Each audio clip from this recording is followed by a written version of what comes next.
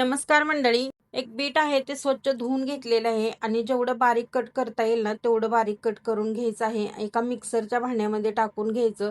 अगदी थोडंसं पाणी टाकून छान असं वाटून घ्यायचं आहे बारीक करून. त्यानंतर वाटल्यानंतर 1 वाटी पाणी घालायचं, असं एकूण 2 वाटी पाणी घालायचं आहे आणि चाळणीवरती ठेवून गाळून घ्यायचं. तर 2 वाटी इथं बीटाचा रस आहे तो एका पॅन मध्ये घालून घेतलेला आहे. चवीपुरतं मीठ घालून घ्यायचं आणि जाड किंवा बारीक रवा यामध्ये 1 वाटी घालून घ्यायचा आणि छान असं मिक्स करायचं. पाहू शकताय तुम्ही या पद्धतीनं 5 मिनिटांसाठी ह्याला वाफ देऊन घ्यायची आहे आणि त्यानंतर एका ताटामध्ये काढून थंड झाल्यानंतर छान असं मळून घ्यायचं या पद्धतीनं आणि छोटे छोटे बॉल याचे तयार करून घ्यायचे आहेत या पद्धतीनं. त्यानंतर एका चाळणीवरती हे बॉल ठेवून 5 ते 6 मिनिटांची वाफ काढून घ्यायची, म्हणजे छान असे आतून सुद्धा हे बॉल शिजले जातात. त्यानंतर एका कढईमध्ये 1 चमचा तेल टाकलेला आहे. मोहरी टाकायची, जिरे घालायचे आहेत, थोडीशी कढीपत्त्याची पानं, स्लाइस केलेली मिरची टाका आणि त्यानंतर हे व्यवस्थित मिक्स करून घ्यायचं. 2 चमचे तीळ घालायचे आहेत आणि हे बॉल आहेत ना वाफवलेले ते यामध्ये मिक्स करून घ्यायचे आणि छान असं परतल्यानंतर थोडीशी अगदी वरतून